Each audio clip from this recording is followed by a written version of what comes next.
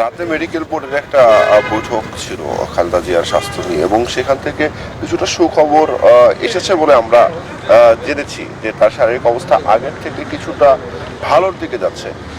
এখন যে বিষয়টা হচ্ছে তার যে এখন যে শারীরিক অবস্থা, তাতে তাকে বিদেশে নেওয়া সম্ভব কিনা।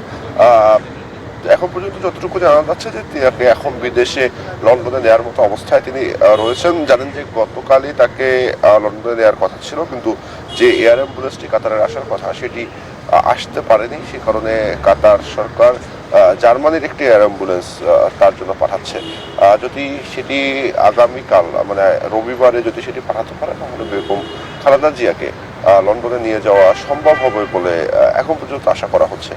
তারপরও তার শারীরিক অবস্থা বিবেচনায় হয়তো আজকেরও দিনভর তাকে পর্যবেক্ষণে রাখা হবে, তারপরে এই সিদ্ধান্তটি আসবে যে তাকে কালকের সকালে দিকে লন্ডনে নিয়ে যাওয়া হবে কিনা।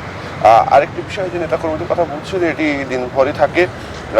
এখন যেহেতু একদমই সকাল, সেহেতু দিন যত গড়াবে নেতাকর্মীদের ভিড় বাড়বে।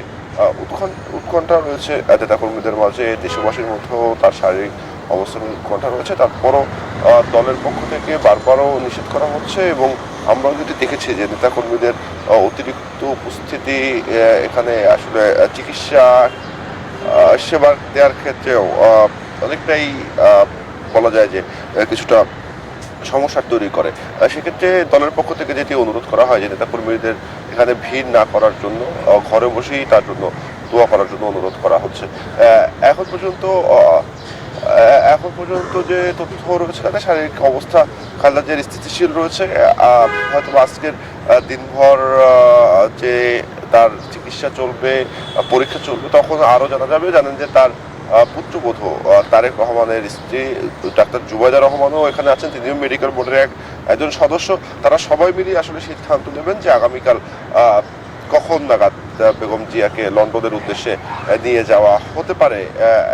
এখন পর্যন্ত আসলে আমাদের কাছে যে তথ্য রয়েছে যে তার শারীরিক কন্ডিশন অনেকটাই আগের থেকে কিছুটা ভালো, এবং তিনি স্থিতিশীল রয়েছেন। তো টিপু, এই ছিল আমার কাছে এবার হাসপাতাল থেকে সর্বশেষ তথ্য। পদ্মা সেতু, মেট্রো রেল এবং এলিভেটেড এক্সপ্রেসওয়ে নির্মাণের গর্বিত অংশীদার বসুন্ধরা সিমেন্ট।